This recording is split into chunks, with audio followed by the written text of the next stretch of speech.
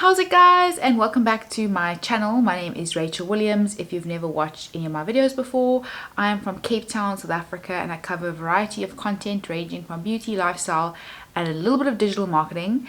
Today's video is actually a digital marketing video because that's actually what I do for my job outside of my blog. And if you haven't already hit subscribe, make sure to do so now so that you can get notifications of upcoming videos.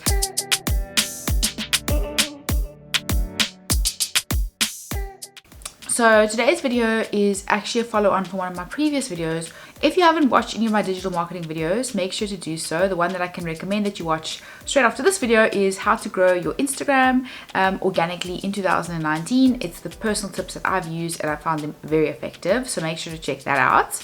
So this video is all about how to work with brands, and this is for bloggers, influencers, whatever you call yourself. You want to collaborate with brands, whether you've got a big following or you're just starting out. It really is possible to collaborate with brands, and I want to show you how, and I want to show you what I've done and how it has worked for me so far. The reason for this video is because one of the biggest DMs I get on my Instagram account, follow me at Sincerely Blonde. Follow me at Sincerely Blonde if you haven't already. A lot of people say to me like, oh Rachel, I'm a beauty blogger and I really want to collaborate with brands, like how do I get it? The worst thing that you can say, and if you're going to be saying this, then you should just quit right now or quit while you're ahead, is, oh Rachel, I really want to get free stuff. Like, how do I get free stuff? This video is not about how you can get free things. This video is for bloggers who are really wanting to collaborate with brands sincerely, and you just don't know how to take that step, and they would like to start building authentic, genuine relationships with brands. Just as a disclaimer and as a start-off point for this video, because I think like if a blogger had a penny for every time they got a DM saying, oh, how do you get so much free stuff? Like, teach me your ways, then they'd be really rich.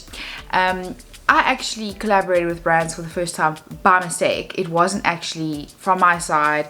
I was a blogger. I think I had literally 400 followers on Instagram, and Nivea reached out to me and they said that they'd seen one of my posts and that they'd love to start sending me press drops. But I realized from that point on that you don't need to have a massive following to collaborate with brands.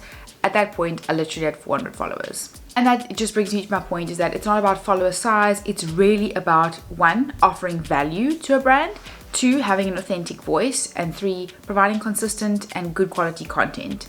So if you're worried about your following, don't worry about that. It's actually really about being authentic and having something to offer a brand. And that is like the biggest word for me in social media or marketing. It is value. You need to be providing value to a brand. Whatever the form is, it's about the fact that you are providing them something that is valuable to them. Okay, so I'm going to divide this video up into two parts. The first one is like what I feel like you need to have before you are collaborating with brands, like in terms of what you need to be offering. And then the second part is actually like emailing a brand and how you're going to get in touch with a company to start building that relationship. Okay, so the first thing that you need to be doing is positioning yourself and being relevant. So that is about, having a voice in a specific industry. So for example, if you're in the beauty industry, you need to be creating reviews on your own accord, not paid collaborations. You need to be buying products and writing beauty reviews. You need to show that you are relevant to that brand. So if you are, say, reaching out to Nivea, when they go check out your page, are they seeing content that is related to beauty, or are they seeing like random selfies that have no relevance?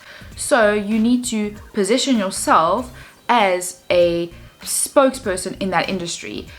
If you are labeling yourself as an affordable blogger who purchases products maybe, let's say, under $100, but then you're not going to be emailing Chanel and saying, hi, I would really like to review your foundation, please check out my page, and they see that your target audience is coming to your page for affordable makeup. They're probably not going to be buying the Chanel foundation.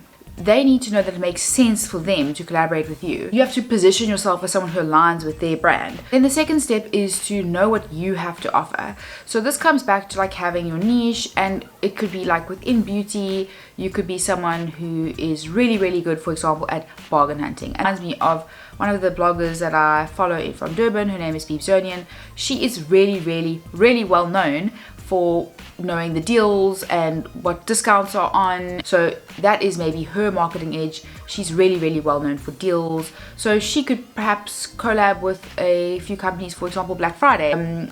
you're not going to be approaching a hotel and saying, you know, I really want to do a review of your hotel, but you've got absolutely no relevance or authority in the hotel industry. Kind of showing the brand that you're a thought leader in some way or some form in your industry.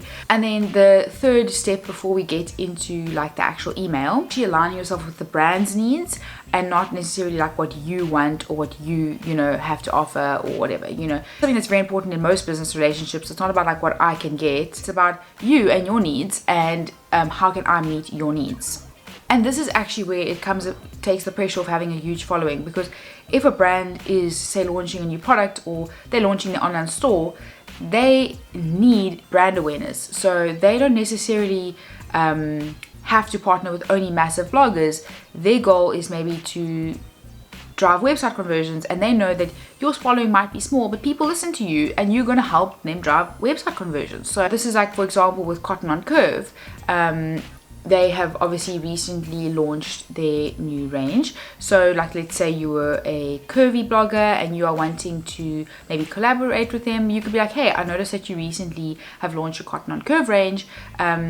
Would you guys be keen on possibly a collaboration? Are you wanting to drive, you know, traffic to your website? Are you wanting to show people what the products look like on? These are some ideas. This is like, you know, a bit of a draft of what I thought might work, you know. So looking at the brand, actually following with them, actually following their pages, engaging, seeing what they're up to and what they possibly might be needing. And then you could also possibly, if you are following a brand for long term, you can also see gaps or potential, you know, questions. Okay guys, so now that we have set the foundation for working with brands and kind of what you need to be doing before you are emailing brands, let's look at actually emailing a brand for the first time and collaborating with them. Okay, so I'm going to break the email down into sections. So the first part of the email would be your about me. So for example, I'm just going to give one off the top of my head. So dear, preferably you have the person's name. Dear Annie. My name is Rachel Williams and I'm from Cape Town in South Africa, and I'm a 27-year-old beauty and lifestyle blogger with a blog called Sincerely Blonde, or you know, something along those lines. I hyperlink that just in case. I create content on my website as well as Instagram and YouTube, and I generally focus a lot on content relating to affordable beauty, how-to tutorials and bargain hunting. Like just a very, very short introduction about who you are, what you do, and what sort of content you're creating. I create videos, I create how-to posts, I create Instagram tutorials, something you know that you are doing a lot of. Section 2 is bringing in a little bit more in about yourself, but maybe what is a bit unique about you. So you could say something like, I've been blogging for over 3 years now, and I'm very proud to have created some, you know, really, really cool how-to guides that have been published in magazines. Or focusing a little bit on what you've done, but don't make it too braggy or too over the top. Really focus on like something that you've done genuinely and maybe something that you're really proud of. And then you could also talk a little bit about your audience in the second paragraph. My audience are very similar to me. They're generally aged, you know, between ages of 24 and 32. They're females in generally the larger cities. A lot of them are also working. They don't have a lot of time. They like short videos, you know, providing very quick tutorials, and they really like easy and affordable makeup products, and they really love it when I post affordable and cruelty-free content.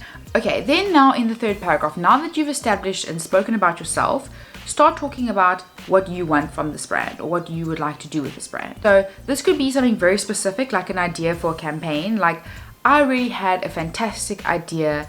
You know, I see that you've launched your new website and I'd really, really like to showcase a few of your pieces. Or it could be something a little bit more general. So if you are starting out, it could be something a lot more general, like, I really, really enjoy your brand.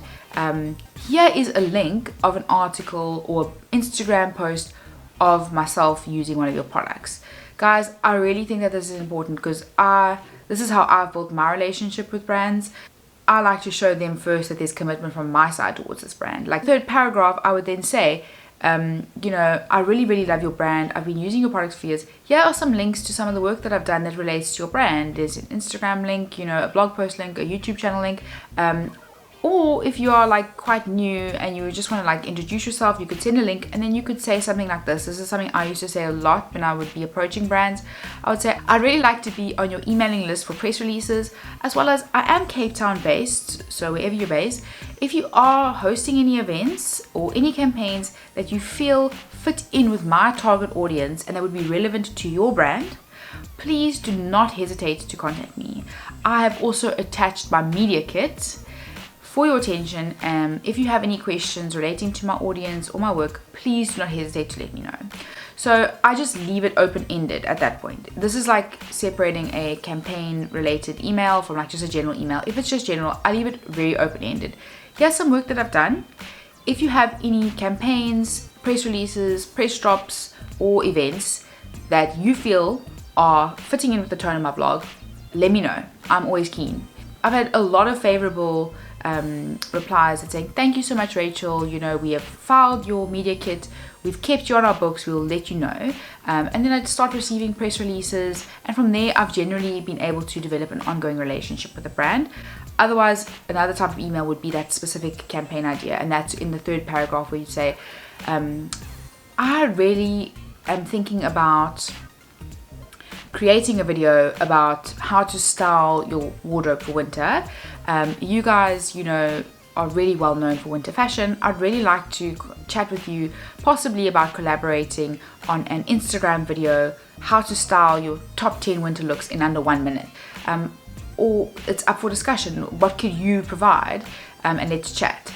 Once again, leave it open-ended. It's a collaboration. It's not you dictating what you want. It's, hey, this is an idea that I have. What do you think? Do you think that this could work? And then what I would need from you. From you, I would possibly need, you know, a gift voucher to your online store or something like that. Okay, so in that email, in that section, you would be saying, you know, this is what you would need to be giving me in return. So that doesn't necessarily mean money. It could mean, for this video, I might need a cleanser so I can do the review, you know, or that I can create the video. So it's kind of showing them, this is what I'm going to give you, and this is what I probably need in return. So I'm creating a, you know, travel guide of the top 10 accessories you need when you're traveling. I came across your backpack. I really think this could be perfect for the article. Would you be willing to send it in exchange for the review, for example? Guys, if you're a smaller blogger, I highly recommend that in these introduction videos, you do not mention anything about budget. You need to show the brand that you are, you know, genuinely wanting to work with the brand, and that you're wanting to develop a long-term relationship. And I always say this to smaller brands and even other bloggers when I'm chatting with them. I really believe in relationship over payment initially. I'm not saying that you should be taken for a ride, you know, into eternity. Really, really do believe in fostering genuine relationships with brands. So I highly advise against demanding payment in the first email with a brand and in a first collaboration with a brand, especially if you're a small blogger. Work with the brand, create genuine relationships. You don't know what doors it's going to open in the future. Show them that you're hardworking. Show them that you're worth what they might be paying you in the future by going over and above and exceeding their expectations. So kind of showing them your idea first and what you're going to do, and then in the next paragraph, this is what I would need in exchange. So this is the part where you would say like what you are needing from them. So for example, if it's going to be product or accommodation or compensation, at that point, if you are wanting to get compensated, if you're at the point where you're doing paid collaborations, you would be maybe mentioning, if you are interested, I could send you my rate card. It probably is better to send it as a rate card versus just like writing, you know, this is how much you need to pay me. Otherwise, if it's just product, you could be saying something like, for this article on the makeup routine, I would probably need 3 or 4 different products to integrate into my article. Let me know if that's possible for you. Ending off the email by like, what are your guys' goals, you know, for this campaign or for this product? So let's say it's a new product. You can say, I noticed that you guys are, you know, you've recently launched this product. I'd love to do a review video on this. What are your goals? Or are you trying to send people in store to get their face mapped? Or are you wanting to direct them to your YouTube channel? Or are you wanting to get them to your website to drive sales? So I can know what sort of call to actions I'm going to be including in my content on Instagram, on my blog. Where do I want to direct them? Because it comes again to like You don't want the brand to think that, okay, I'm just doing this for the free product. You actually want to show them that you want to help them achieve their goals. Okay guys, so I think we're kind of reaching the end of this video. Basically, you would want to really end your email by saying, here's my media kit. I can cover that in a future video if you'd like, but that's really covering like your audience, your stats, everything about you personally. And then please also in the email include links to your channels. They're not going to necessarily want to click your media kit. They might want to just click straight away onto your Instagram or your YouTube or your website. So say, I've also included my links: Instagram, Sincerely Blonde; website, www.sincerelyblonde. Like, actually write it out and layer it so that it's so easy. Making things user-friendly is so important when it comes to emailing, and you don't want to set up any barriers from someone actually getting to know you and seeing your work. So rather just put everything there for them.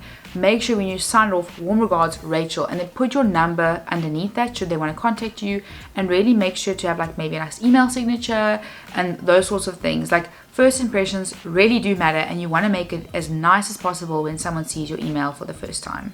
But I hope that you guys have found this video useful. If you guys are a new blogger and you are just starting out, please don't be intimidated. There is so much value that you can provide to brands, and don't feel like because your following is not big that you're excluded from collaborating. If you are wanting to email a brand and you're just starting out, please send me a DM on Instagram. Here's my handle. I would love to read over it with you and let you know what my thoughts are. Make sure to subscribe to my channel if you haven't already done so. I'm really keen to create more videos like this in the future, especially now that I graduated from university. But yeah, I really hope that this was useful for you guys, and I'll see you in my next video. Bye!